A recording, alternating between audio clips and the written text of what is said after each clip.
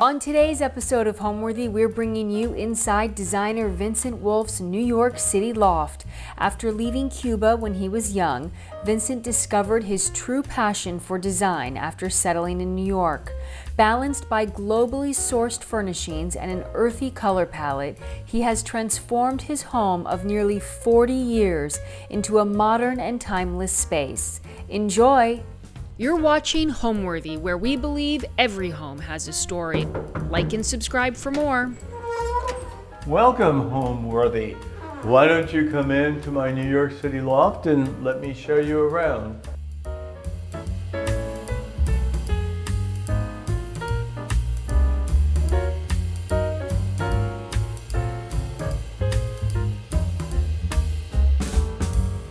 Hi, my name is Vincent Wolf and I'm an interior designer.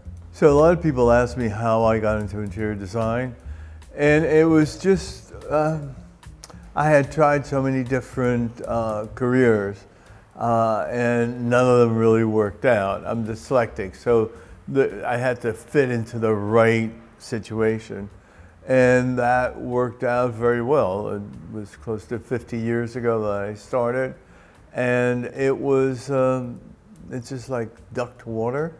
I was looking for a space to live. I knew a few things. I wanted to be in a loft. I wanted sun. I wanted views. Not about big Central Park South views, but not a building 20 feet away. And I started to look in the Flatiron area, in all different areas. But the cost, I was renting, and the cost was really quite, at the time for me, astronomical. And I started to look here in Hill's Kitchen, and I came up to this apartment. It used to be at the time a photographer's studio. The windows were so dirty that you really couldn't see out. The whole place was painted Kelly green. And it was really, really dirty. But as this is what I do for a living, I can see past those things. And I thought, this is perfect. And I took it. And it was in 1988. So you can see I've stuck to it. And to me, it's to see the sun coming through those windows. I love plants, and all the people, they're people to me, really do great. And it's a wonderful space. And like 4 buildings away is my office. So not a long commute, and near the river. You know, who could ask for more? I was 15 years old. In 61, we went from, I left Cuba with my cousin on it wasn't a fishing boat, it was somebody's private boat, but it wasn't a rowboat, it was, you know, there were cabins and things like that. And we went to Miami. My father had already left Cuba, and then my mother left like a year later, because she was trying, her mother was there and she wanted to stay with her. As refugees, and it's happening in Ukraine, it's happening in so many places now in the world, I mean, you have to leave your home and you go into a situation where whatever it was you were doing before doesn't exist. He was a successful businessman, and when I got to Miami, he was cooking hamburgers in the Burger King. My mother came, she was mopping floors in the building where we lived. He came to New York, they separated, and I came to visit. And the first time I walked on Madison Avenue and I looked at the buildings, I said, this is where I want to be. I mean, it was an immediate connection. You know, the museums, the art, the fashion. It was just the excitement compared to being in Miami in the 60s, which was a very depressed period, was really what made me stay in New York. The main part of this apartment is this room with amazing light that comes in through the windows.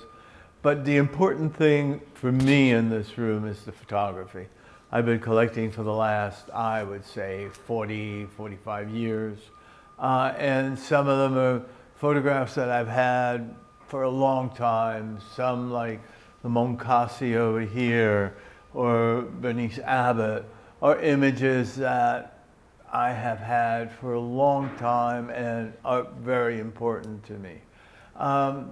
I love picture ledges, and I've been doing that for a long time, and I think it's great for a collector because you're able to move things around. If I get a new piece, I can take this one away and put this one in. And so you can see, you just space them at the right distance, and then you're able to put all different sizes of pieces, from small, rectangular, to very large. You know, it's a mixture. This apartment has things that I've lived with for a long time and other things that have just come in. The bench I've had for a long time. It was a piece that I reproduced for a company called Henriton in my collection of furniture. There are just a lot of different things from a lot of different places. I travel a lot, so to me, whether it's this bed from Borneo to the table that I bought in Italy, you'll see around the apartment toys. I have a cat.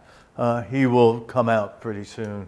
The painting that was given to me as a gift is a great pop of color. Here's a totally white, neutral environment, but the fact that this color just jumps out of the wall gives the room a totally different personality. Lantana, I've had her for a while. I've collected through the years fragments of Buddhas that I have bought in my travel through Southeast Asia. And they all are the lower part of the Buddha, the hands and the crossed legs. And I've had them in all different types. Here are the hands, here's another torso. And I've just, each time I'm traveling, which I do once a year in Southeast Asia, that's one of the things, whenever I see one, I buy. The city looks great. Over here outside, you see all these new buildings that have gone up. So at night, it's a great place to, I have a terrace to dine in the terrace and, you know, with the New York City skyline. Let me show you my exercise, guest room, TV room, which is over here. And instead of a door, what I've done is I did a curtain.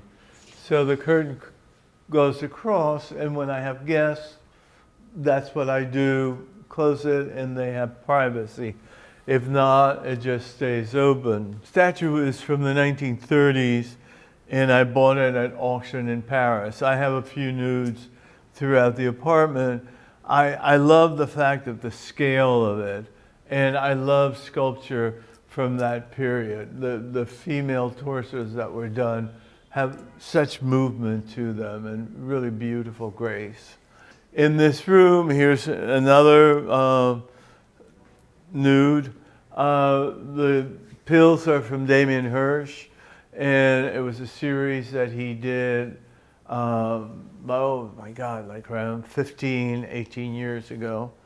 Again, this is a upholstered mattress that when I have a guest, this becomes a bed. I exercise over here. Books on photography. Again, more ledges with photography. These are at J, which, you know, I loved his work. It was at the turn of the century in France.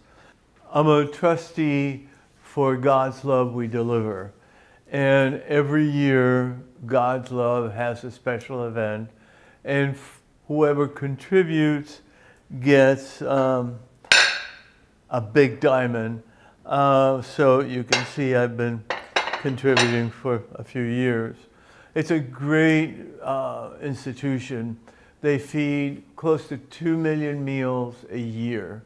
If you're sick, if you're unable, they feed you, bring you food to your home. They follow you the diet that you have to eat, whether you, if you're sick, and if you have a child, the child is fed as well. It's really an amazing, not a charity, but a goodwill situation. I like the juxtaposition of the picture to the chair, the artist, Michel Brechner. I like, in compositions, I always like a high, a medium, and a low. And this does it very well. It's high, medium, low, lower. In fact, it became the back cover of my book with the cat coming in. So I love the tonalities. I would say that chair. But I love that chair, and I bought this in Ethiopia. What they are is they all have a meaning. They all have a memory. And they're all being selected through my aesthetic. So it's not that it's Aunt Lucy's horrible vase because it's there because Aunt Lucy left it to you when she died. These are all things that, to me, I bought it because I loved it, and I still do. So I've been working on this book for the last 3 years. It's been a labor of love. It was written by Margaret Russell, who used to be the editor-in-chief of Architectural Digest and Elle Decor. And it talks about different types of jobs and what I brought to create what the client was looking for.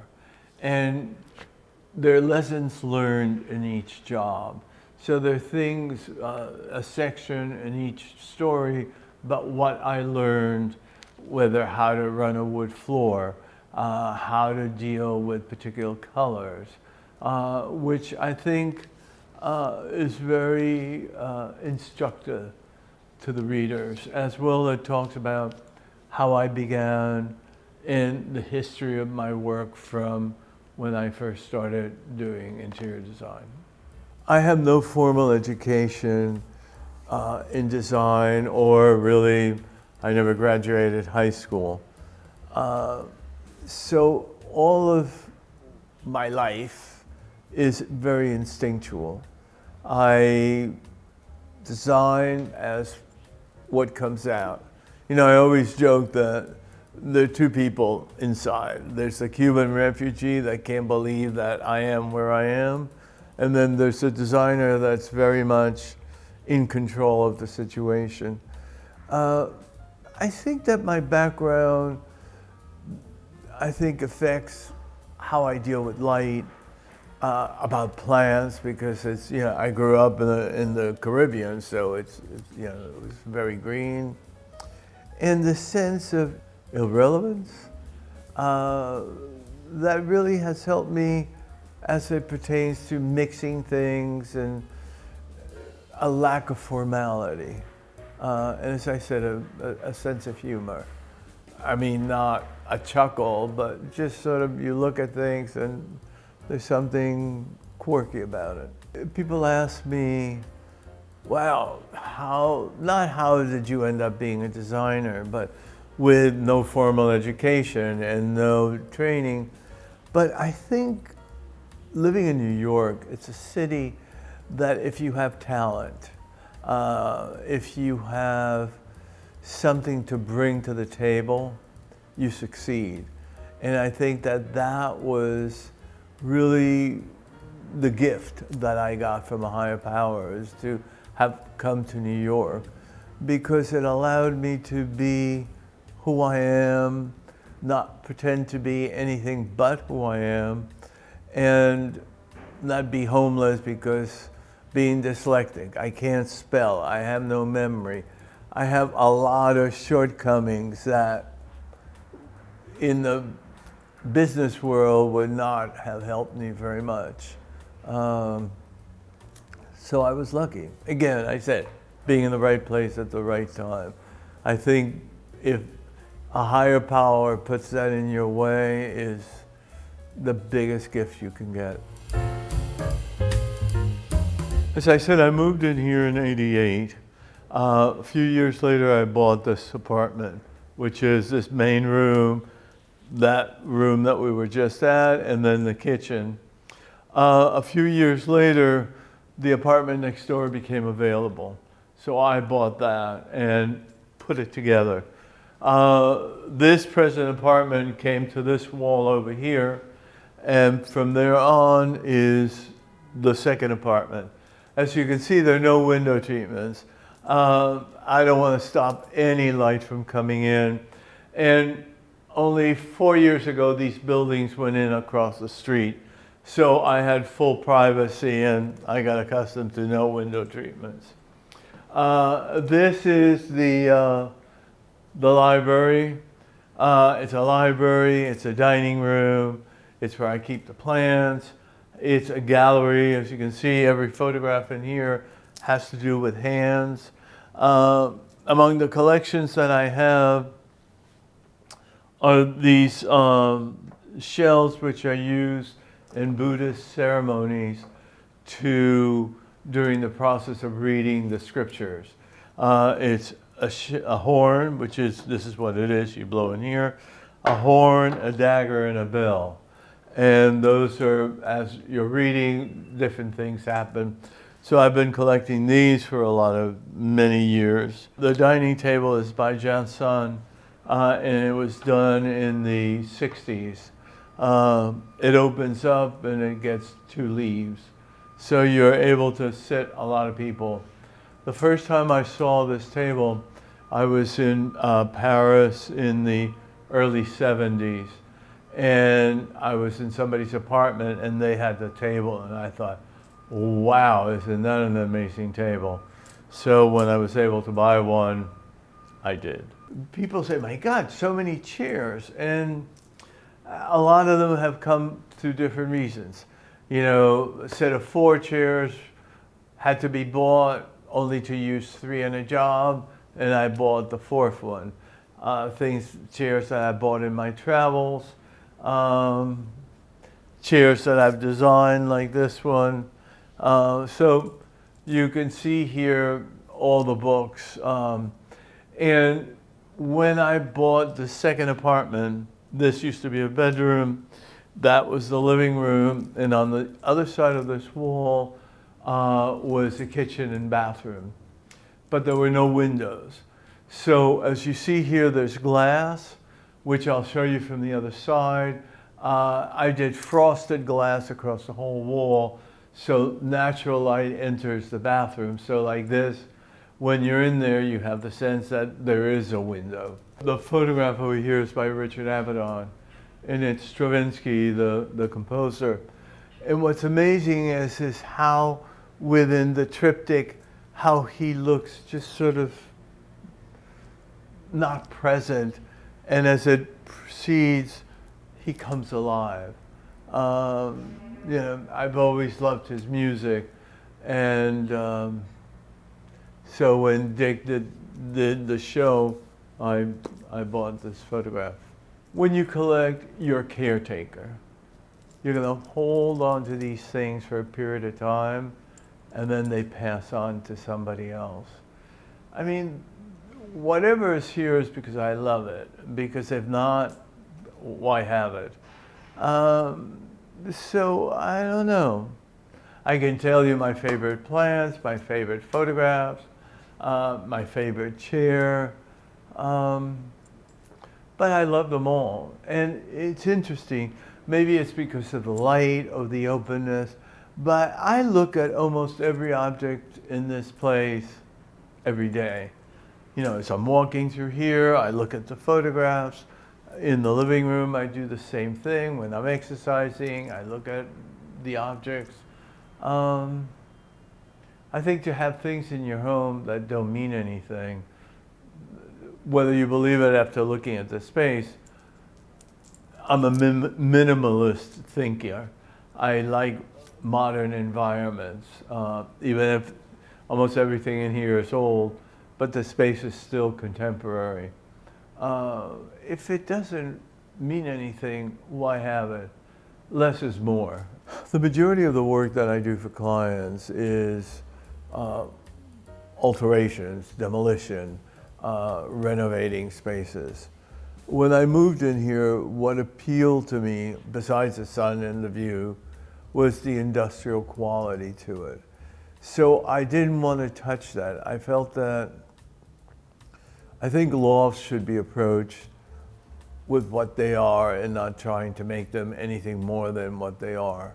So the sprinkler systems, the radiators, the concrete floors, all these things stayed as they were. There was certainly, when I bought the second apartment, there were certain things that were done. What used to be a bedroom is now a gym, and so I opened that up. Created the library when I got the second apartment, put in a bathroom. But basically the essence of what the space is really has not changed. I didn't try to make it what it wasn't. Let me show you the bedroom. For privacy, I installed a large-scale door that slides across and closes off this room. So behind the door is another television. So at night, I close it and I watch television. Again, more chairs, everywhere chairs. My plants, more photography. These are my favorite photographs. Steichen, Weston, images that to me represent the strength of photography. And the bed, I love beds. I love laying in bed and reading. I just started reading this great book on Karl Lagerfeld, which it's an amazing book. Again, you can see nothing is formula. There's no formulas here. There's no sort of like, well, you have a bed and you need a night table. It's all sort of things in a very loose way, which I think it goes with what a loft should be. It's not an apartment. It's, an industrial space. So I like the looseness on it. This is like 50 years of collecting. Photography, I stopped collecting like 8 years ago, 9 years ago. If you can't show it, then why buy it? And I started to collect drawings, paintings. I think you reach a stage in your life that you think, why keep adding? You should be subtracting. And I have so much stuff here to subtract from that I just didn't need to add anymore. Really, the only things that I buy are in my travels. I like to buy a small object when I travel from each place. I was just in Hawaii, and in Montauk, I have a collection of dolphins that I've bought from different parts of the world, the wood-carved dolphins. So I write where I bought it and at what date. But besides that, really, plants is the only thing that gets added here. It's a great desk, which I bought in Indonesia. The top is all one solid piece of wood. The painting I bought in Australia, it's an interesting artist because all he does is he paints himself in different outfits. So here he is on both sides of the mattress. The skull I bought in France, this artist that creates all these iron skeletons. And here is my dressing room, and instead of doors, again, I use curtains. I wanted the sense of softness in the space, and beyond is the bathroom. You can see here the glass, frosted glass, how the light comes through it. So you're not in a bathroom inside of a cave. You're still connected to the outside.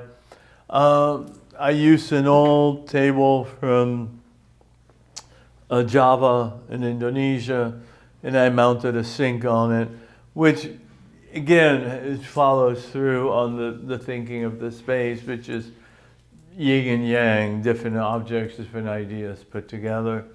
And at the other side of this wall is my shower.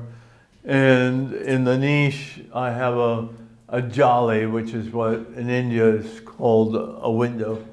And it's one piece of marble carved with frosted lighting behind.